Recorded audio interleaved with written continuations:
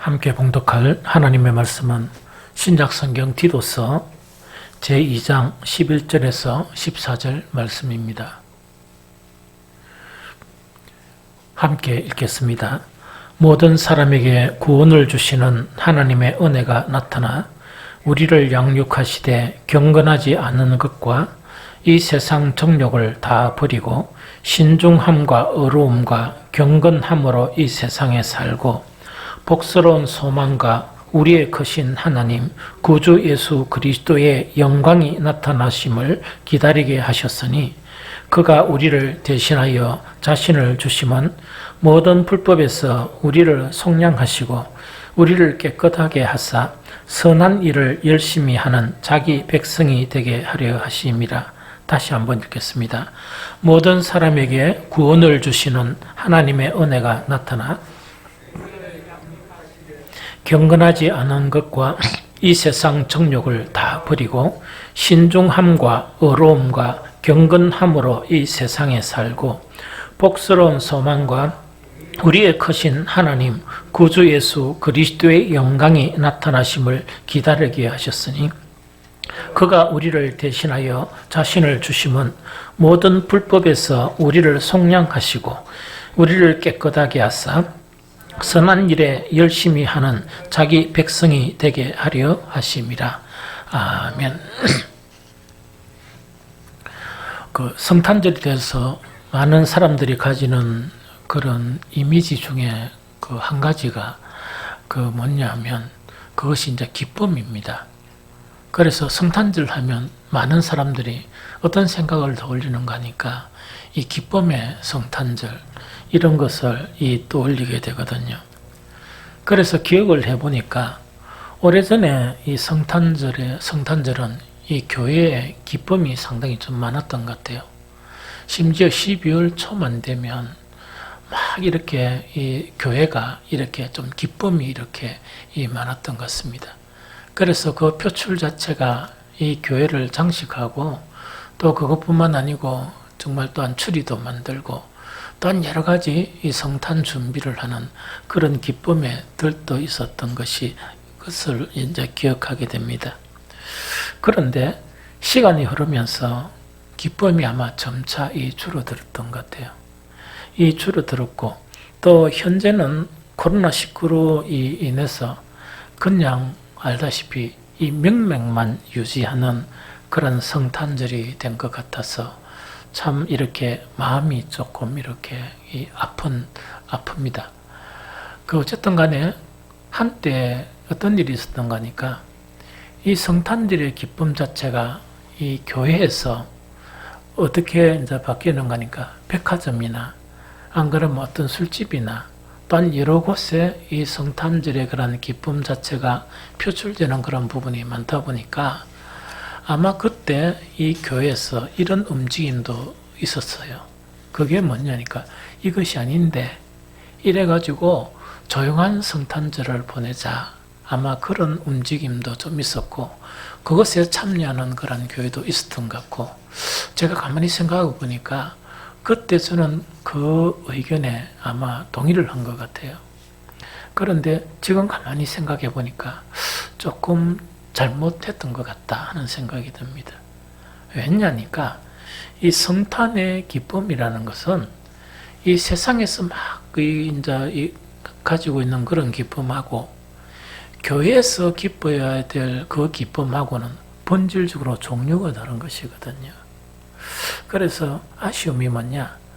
그때 이 세상에서 막 이렇게 기쁨을 교회의 특권인 그 성탄절의 기쁨을 그들이 가져가 버렸다 하더라도 교회 안에서는 세상과 전혀 다른 그 기쁨을 계속 이렇게 개발하고 또 그 기쁨을 표출했었으면 얼마나 좋았을까 하는 그런 생각이 들어요.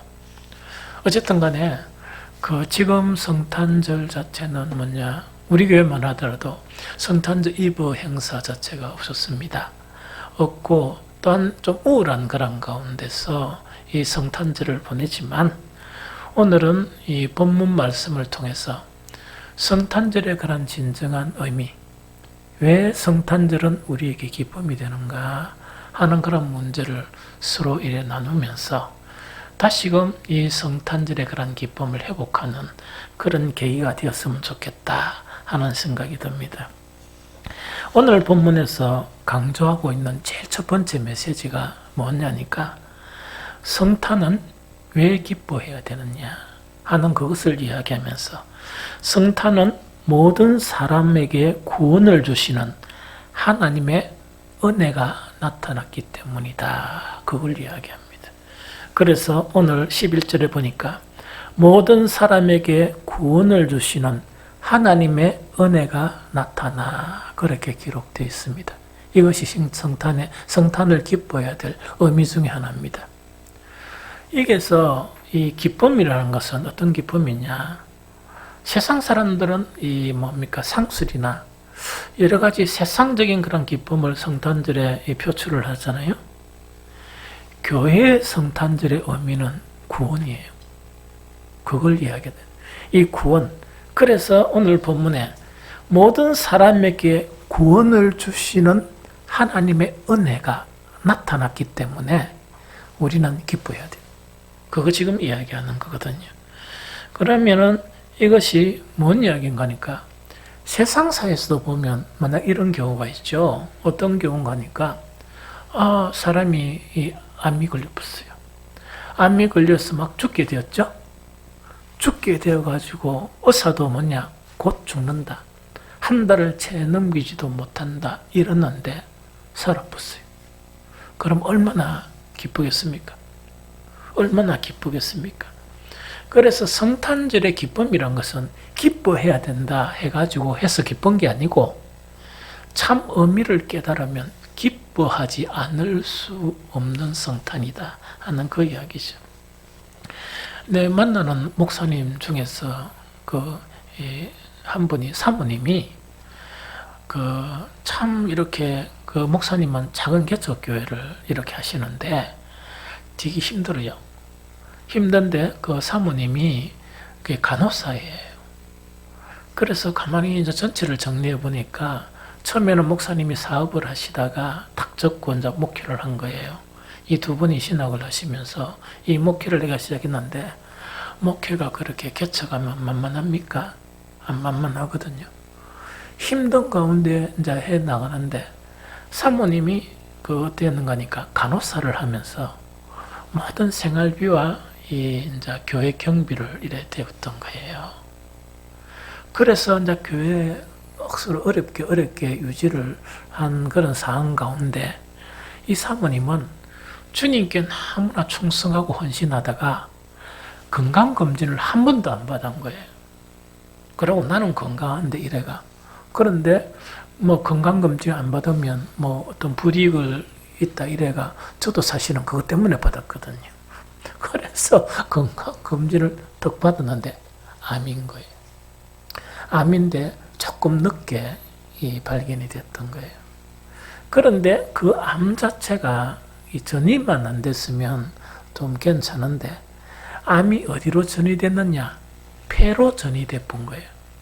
그래서 그분들의 이야기는 의사의 그런 소견이 암이 폐로 전이되면은 힘들다. 이런 이야기를 들어본 거예요.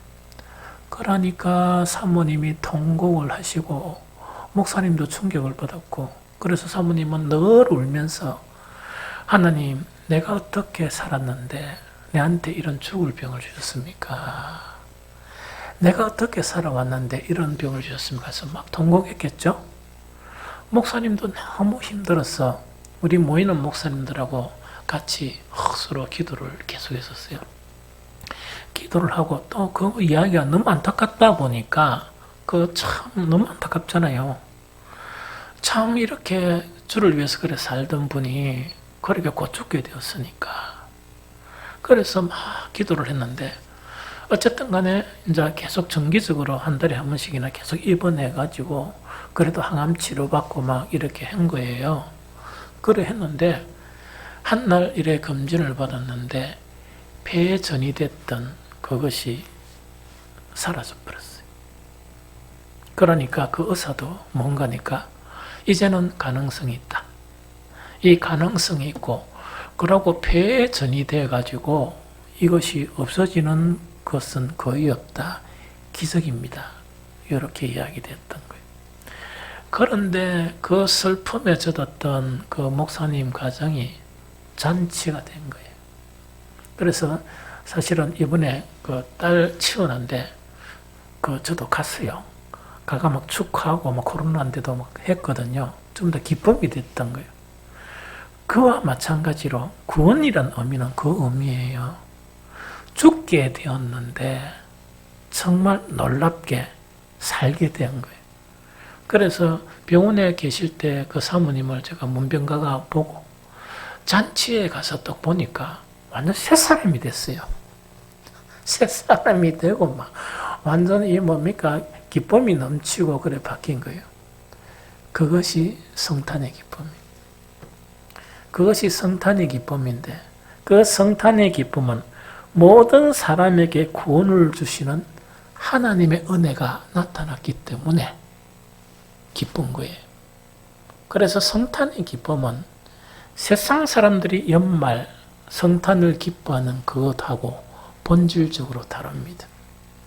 본질적으로 다르고 또한 하나님의 구원의 은혜를 알지 못하면 성탄의 기쁨을 가질 수가 없어요.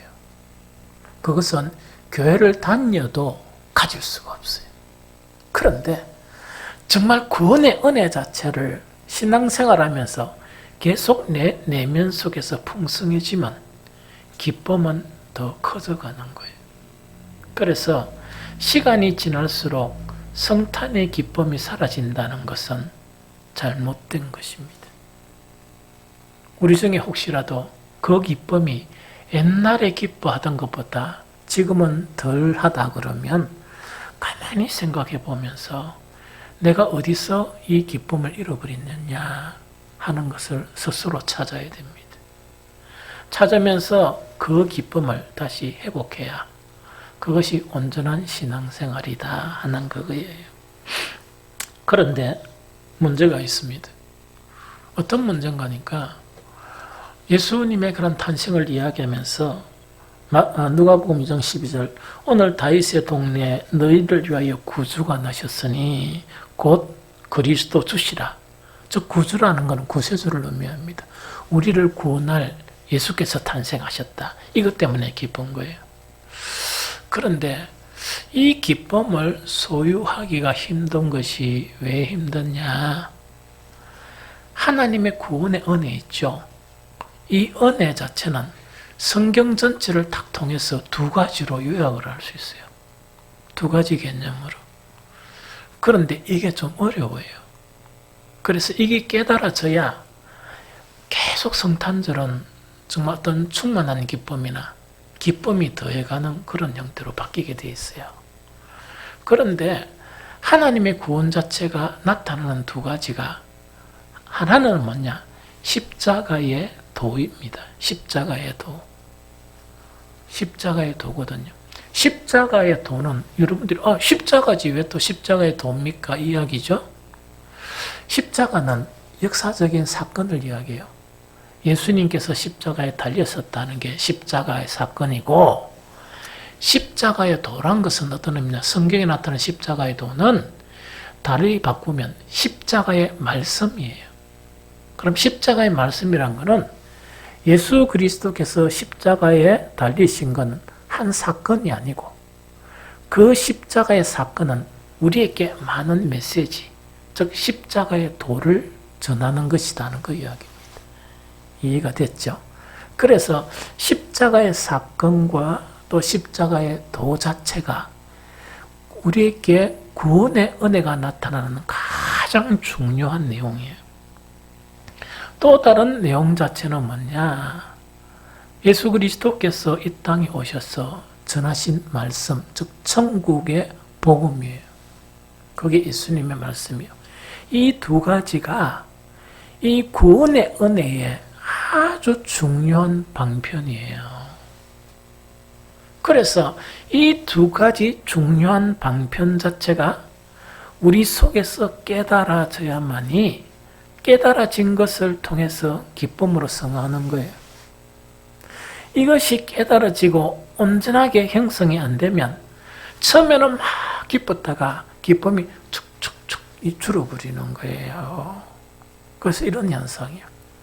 그래서 성경에는 이 문제에 대해서 어떻게 이렇게 정의를 하는가, 이걸 한번 읽어볼까요?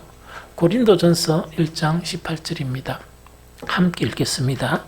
십자가의 도가 멸망하는 자들에게는 미련하는 것이요 구원을 받는 우리에게는 하나님의 능력이라. 한 가지만 들었습니다. 고린도전서 1장 23절 24절 같이 읽겠습니다. 우리는 십자가에 못 박힌 그리스도를 전하니 유대인에게는 꺼리는 것이요 이방인에게는 미련한 것이로되 오직 부름을 받은 자들에게는 유대인이나 헬란인이나 그리스도는 하나님의 능력이요 하나님의 지혜니라. 이 말씀에서 어떤 내용이 있느냐, 이런 내용이다, 그죠? 하나님은 예수 그리스도에게는 십자가의 도를 통해서 우리를 구원하는 방편으로 삼았어요. 그래서 이 십자가의 도를 갖다가 도가 이제 전해지는 거예요. 이해가 되죠? 더 전해지는데 어떤 현상이 일어났냐?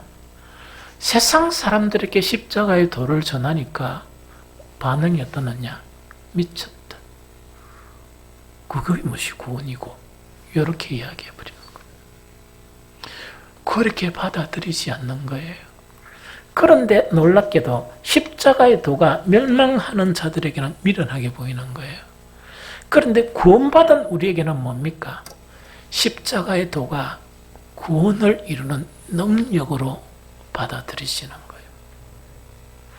그러다 보니까 그 십자가를 지신 예수 그리스도께서 오실 때만 되면 의외되는 거니까 우리는 기쁨이 충만하고, 또 십자가를 지신 그 날은 뭐냐? 고난주간이라 해서 우리는 섬기게 되고, 부활절은 성탄절과 마찬가지로 큰 기쁨의 부활절이 되는 거예요.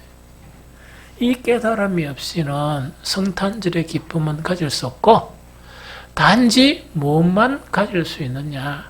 세상의 기쁨 있죠? 성탄절의 기쁨, 그게 이렇게 흘러가는 거예요. 그런데 우리가 자존심이 있지.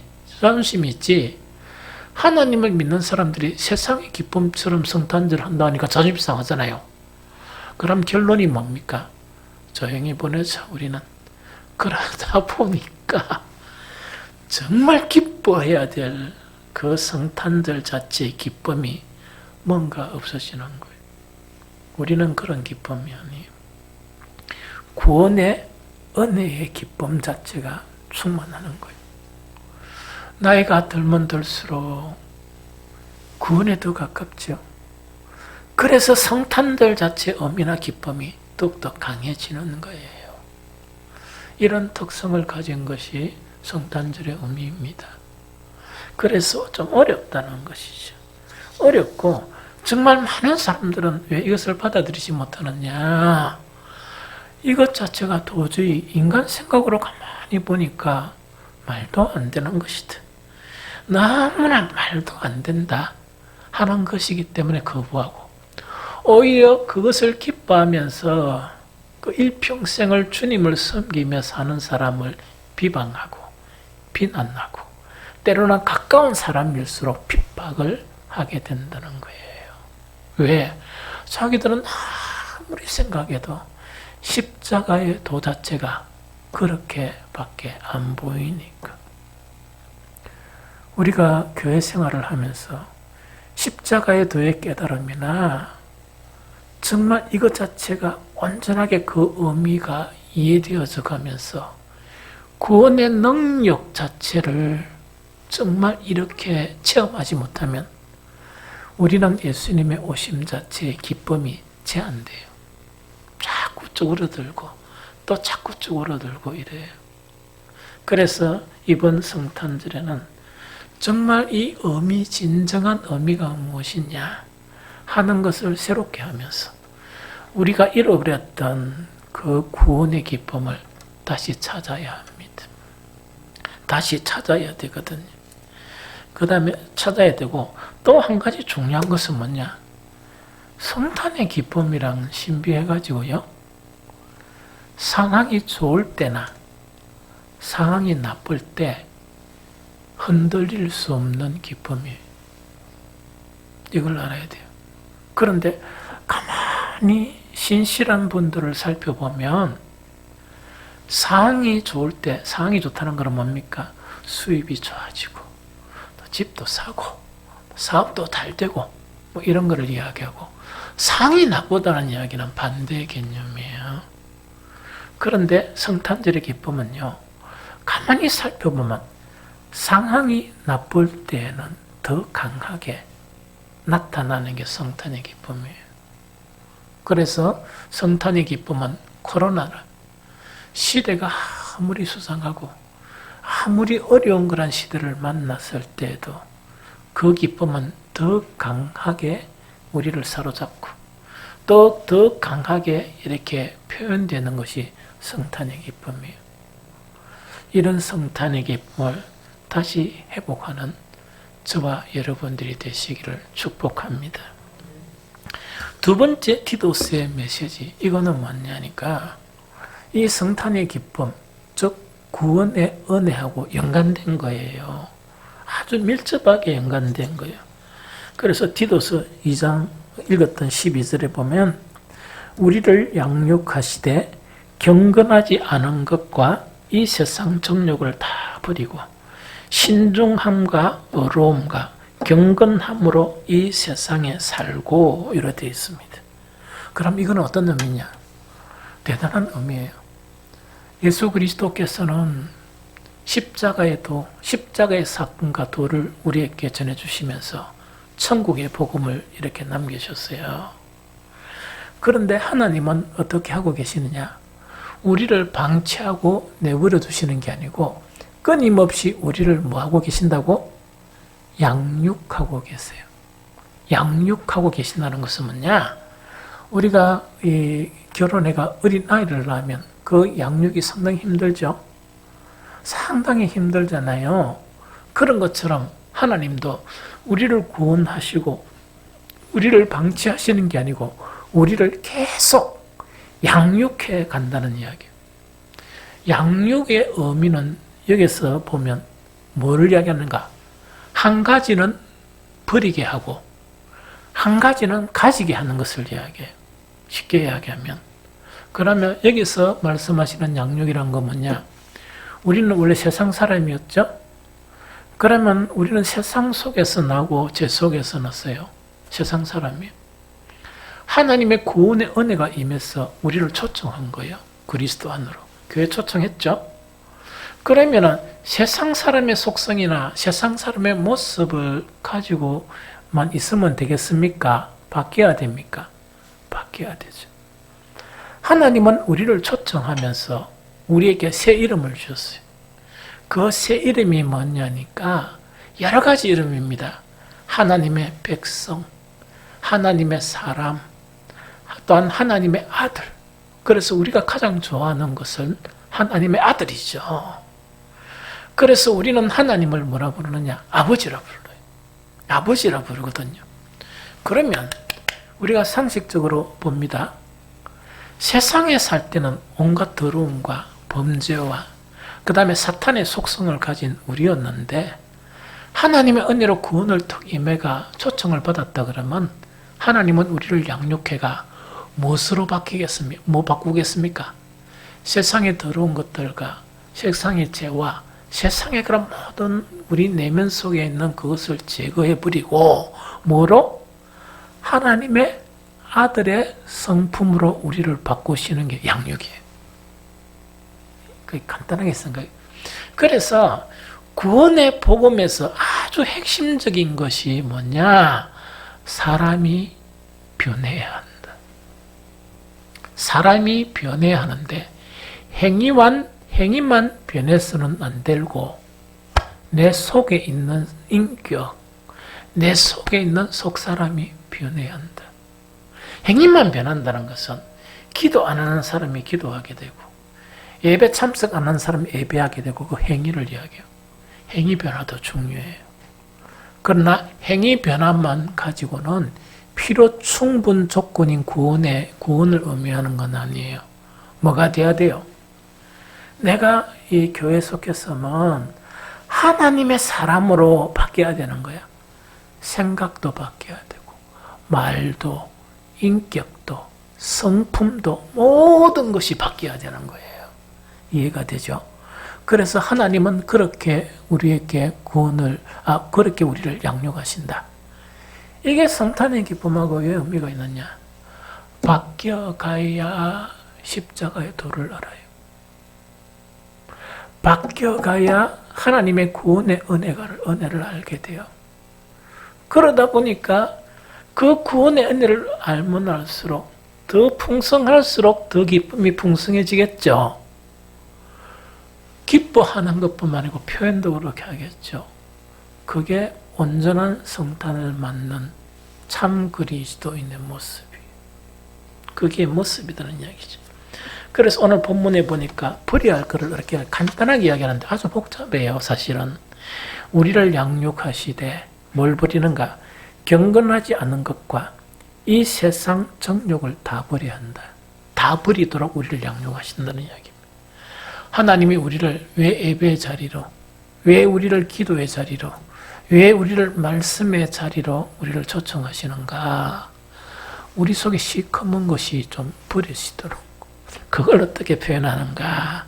어떻게 표현하는가? 경건하지 않은 것과 이 세상의 정욕이요. 이 두 가지의 원어적인 해석을 보면 본질적인 부분을, 버려야 할 부분을 알 수 있게 돼요. 경건하지 않다 하는 내용은 아세베이아라 그래요, 원어가. 그런데 이것은 뭐냐니까 우리 안에 숨겨져 있는 사악함, 숨겨져 있는 부정직을 의미해요. 이거는 무슨 말인가 이야기다, 그죠? 대놓고 막 악을 이래 행하는 게 아니고 다 이렇게 감춰놨다는 얘기.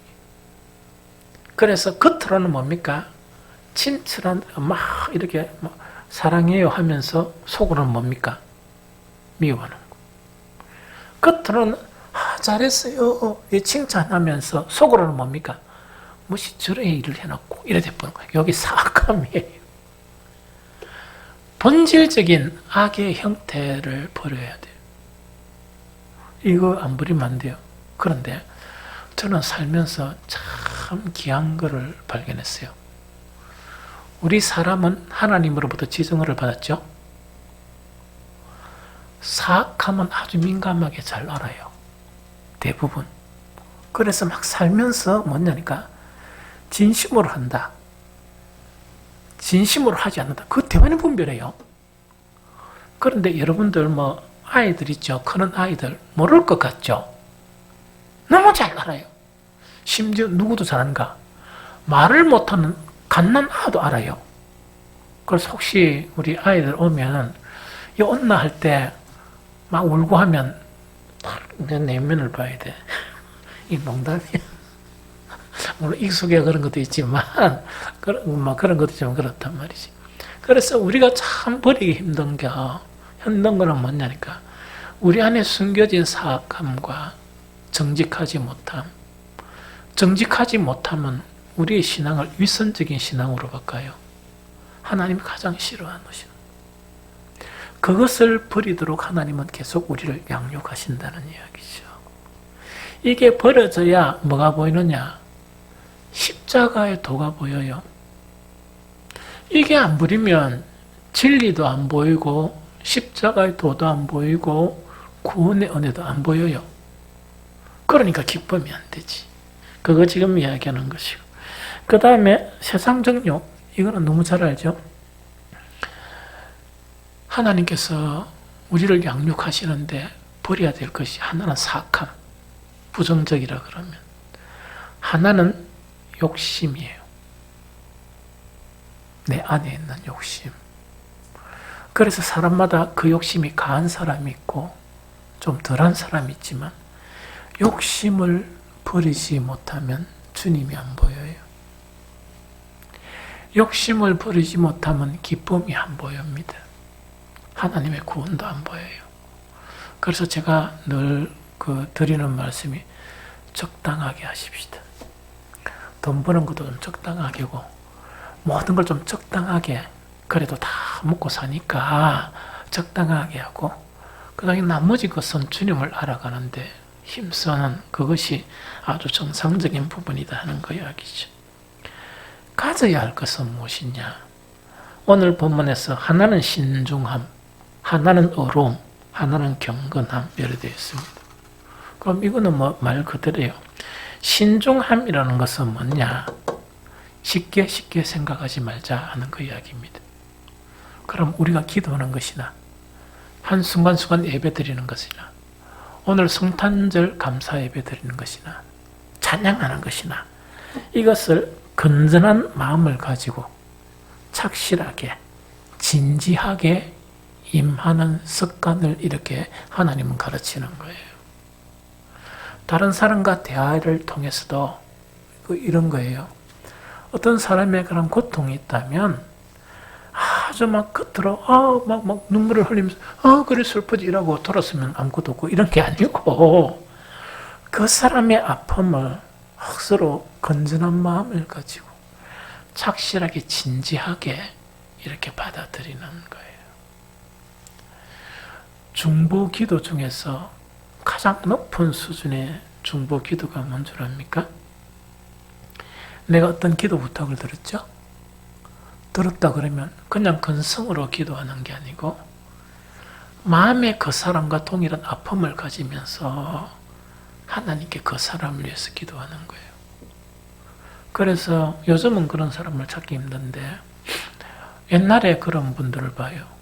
저는 청년 때 그 한 전도사님이 내한테 이런 이야기 했어요. 최 선생, 돈 버리면 내한테 돈 줘. 왜요? 이러니까 기도값 내놔라. 기도해준 값 내놔라. 이래요. 그래서 별로 못 드리는데 언젠가는 그거 좀 갚으려고 그래요. 정말 이 마음에 이제 두고 있는 거예요. 그런데 그분의 이야기가 어떤 이야기인가니까 아픈 사람을 위해서 막 기도하면 그 사람의 아픔을 가지고 기도하잖아요. 기도하고 난 다음에 덜어눕는 거예요. 몸이 아픈 거예요. 그러면서 그 사람은 낫는 거예요. 그래서 처음에는 무슨 이런 소리가 있노?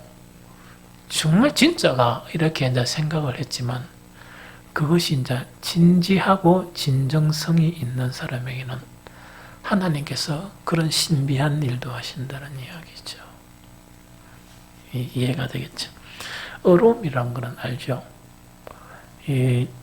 올바르게 정당하게 그런 개념이고 경건함은 신앙심이 깊게 양심적으로 하는 그런 부분이에요. 이런 것들을 계속 가지도록 이렇게 하는데 그것이 가져지면 뭐냐? 우리는 세상의 아들, 마귀의 속성을 가지고 있는 사람에서 하나님의 아들의 그런 성품으로 바뀌어서 가는 거예요. 이해가 되죠? 그러다 보니까 어떻게 되는가? 너무너무 주님이 기뻐지고 성탄절이 되면 의미가 있는 성탄절의 큰 기쁨을 가질 수 있게 된다 하는 그거를 이야기합니다.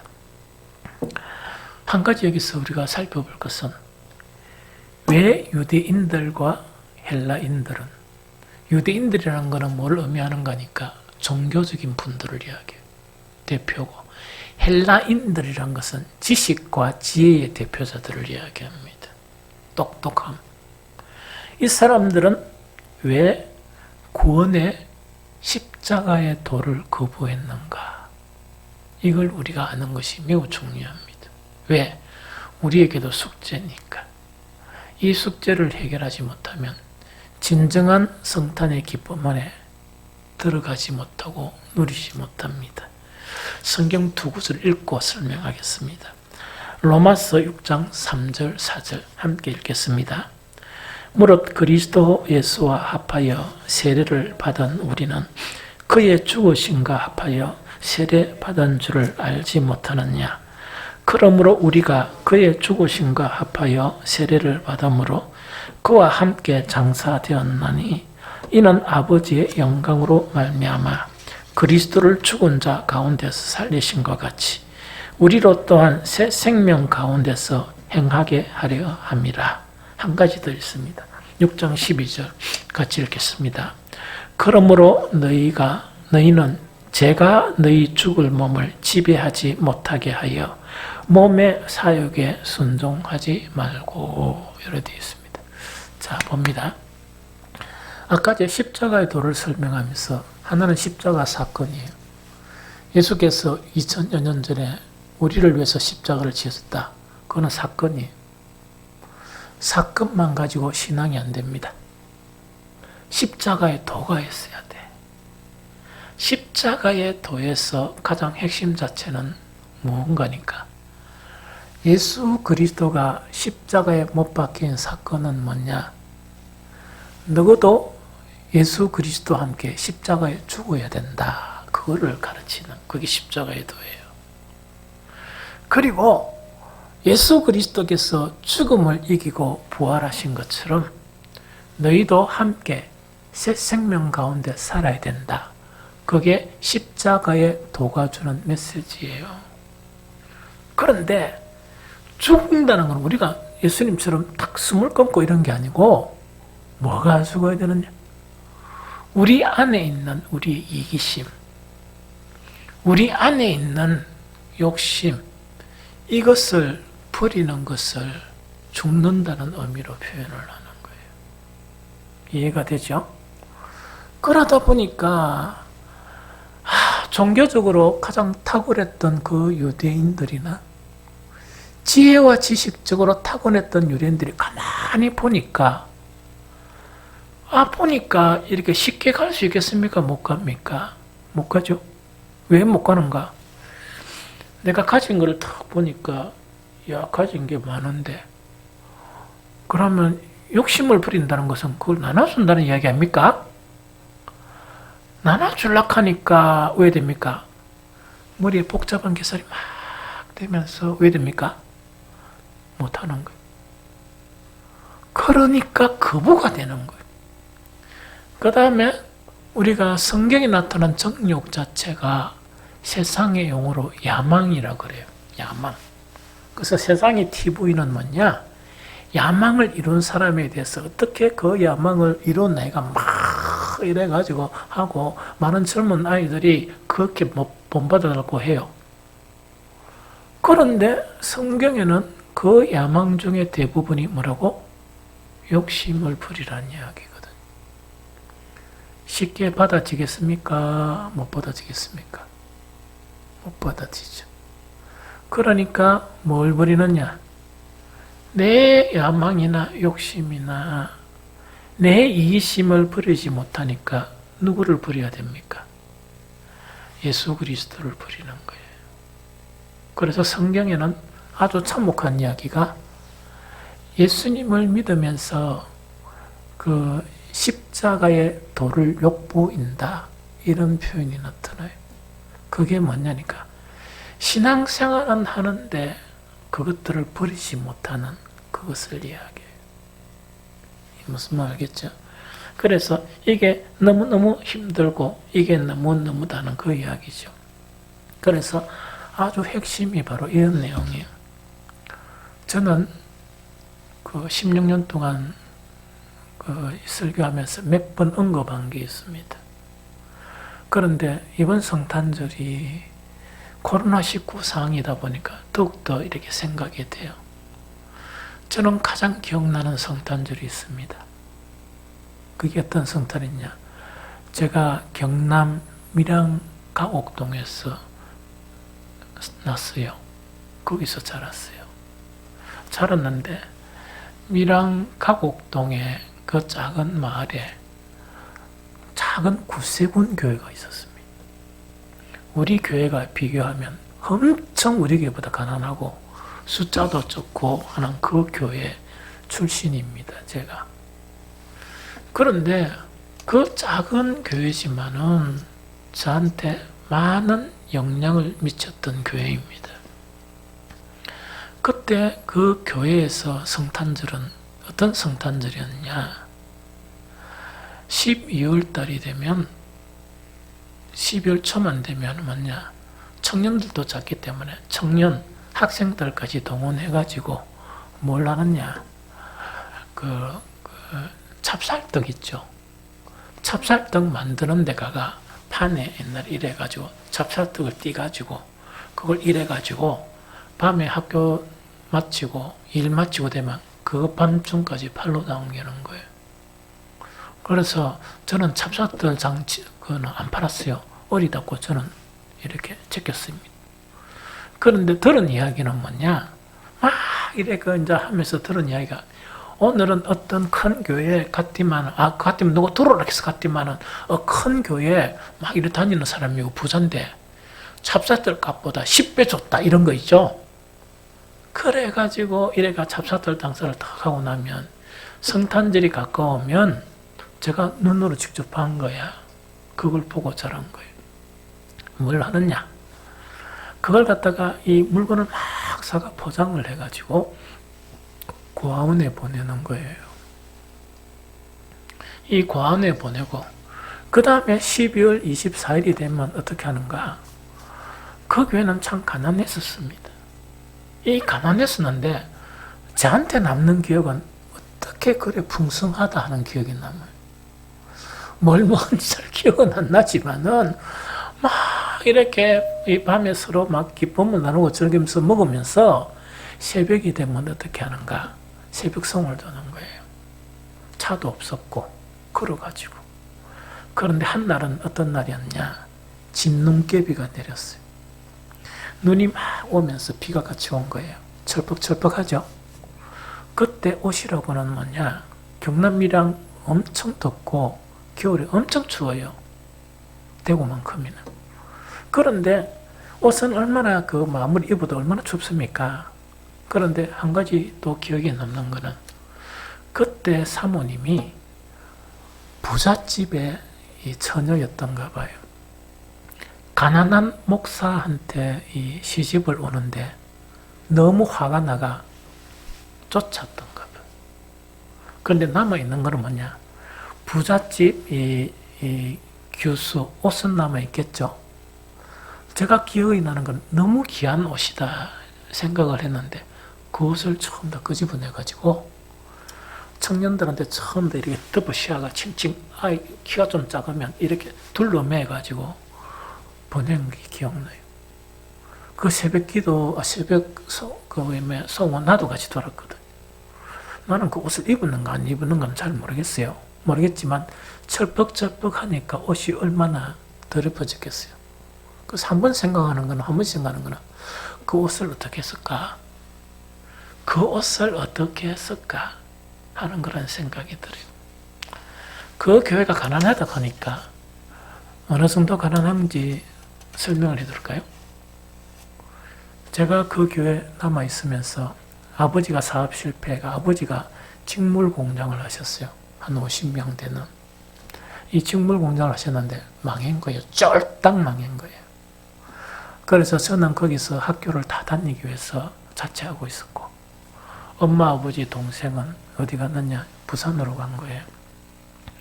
일주일에 한 번씩 부산에 가가지고 엄마가 음식을 해주면 가까워가 일주일을 이렇게 먹는 거예요. 그런데 분명하게 엄마가 해준 음식을 갖고 왔는데 내 위에 최병희 누나가 음식이 없는 거예요.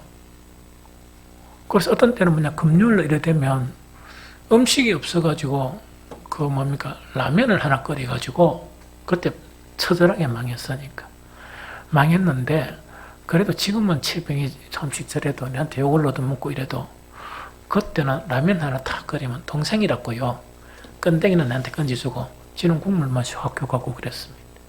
늘 그랬다는 건 아닙니다. 그런 적도 있었어요.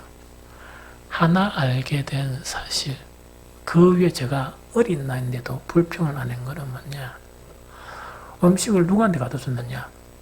목사님한테 갖다 준 거예요. 왜 갖다 줬느냐? 한날 저 어떻게 알게 됐던 것이, 아이들 둘이 하고 목사님이 밥을 해가지고 간장하고 식사를 하신 거예요. 그러니까 이 뜨겁던 최병희가 그냥 있겠습니까? 자취집에 뭐 딴 분들도 뭐 그러겠지. 그 음식을 동생보다 목사님 귀하니까 그거 갖다 준 거예요. 그래서 물론 늘 그런 건 아니지만 불평이 그만큼 가난했다는 이야기죠. 그 외에 제가 큰 교회에 이 성탄절 보냈거든요. 성탄절 새벽성 도는데 막 줄을 이래 가지고 뭡니까 편성을 해가 인원이 너무 많으니까 막 풍성하고 이랬거든요. 그런데 내한테 기억이 남는 건 뭐가 기억에 남느냐? 구세군 가난한 교회 성탄절이 가장 기억에 남아요. 그것이 가장 아름답고 가장 깊었던 그런 성탄절이었던 것 같다 하는 생각이 듭니다. 코로나19 우울한 그런 상황 속에서 뭘 생각했느냐? 그래도 이러면 안 되지. 이러면서 제가 아는 목사님들 중에서 서로 교회가 작으면서 뭔가 나눔을 이렇게 실천하는 분들이 있어요. 조금 한 번씩 내가 물건, 그 음식이나 이렇게 그 유통기한 이렇게 가까이 되는 거 가져와가지고 몇 번 먹은 사람들 있죠? 저도 몇 번 먹었어요. 그걸 갖다가 어떻게 하느냐? 그 진짜 가난한 사람들에게 나눠주는 거예요, 이렇게.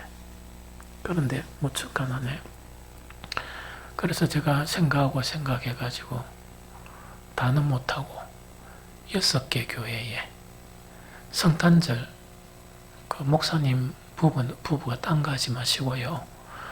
남한테 퍼주지 말고 이거는 두 분이 식사하세요. 맛있는 거 드세요. 이러면서 이 6군데 보냈습니다. 그러면서 마음은 뭐냐? 구세군 교회하고 우리 교회는 차이가 우리는 재벌이에요. 그래서 그 생각이 어떤 생각이냐니 그러고 우리 어르신들한테는 또 선물을 준비하고 아이들한테 우리 아이들 없는데 다 나눠줘야 되는데 어떻게 나눠주지? 선물 있지? 아이들한테는 나눠주자 이래가 그걸 한 거예요. 그런데 우리는 변해야 돼요. 어떻게 변해야 되느냐? 하나님의 은혜로 내년 성탄절을 또 맞으면 우리는 기쁨을 회복해야 돼요. 기쁨을 회복해야 이 성탄의 진정한 의미, 그 기쁨을 나눌 수가 있습니다. 여러분들이 나누고 베푸는 것이 돈으로 하는 것은 아니에요. 돈은 필요하죠. 그러나 순위가 이 순위예요. 뭐냐? 첫 순위가 깨달음, 기쁨, 감사 이런 것이 형성되어서 베푸는 거예요. 그래서 내년에는 저는 어떤 소망을 하는가? 우리 모두 다가 성탄의 진정한 의미를 회복해가지고 어떻게 했으면 좋겠느냐? 더 많은 풍성한 것들을 나눴으면 좋겠어요. 가난한 이웃에 대해서. 우리 교인들은 전체 선물을 이렇게 기쁨과 감사와 성탄의 의미가 담겨진 것을 선물했으면 좋겠어요. 그 다음에 우리 성도들 서로 간에는 뭐냐? 정말 성탄의 기쁨 자체를 서로 선물도 주면서 나눌 수 있는 아름다운 의미 있는 그런 성탄들이 되었으면 좋겠다 하는 생각이 듭니다. 어쨌든 간에 코로나19지만은 성탄의 의미와 또한 성탄의 그런 축복이 저와 여러분들에게 풍성하시기를 축복합니다.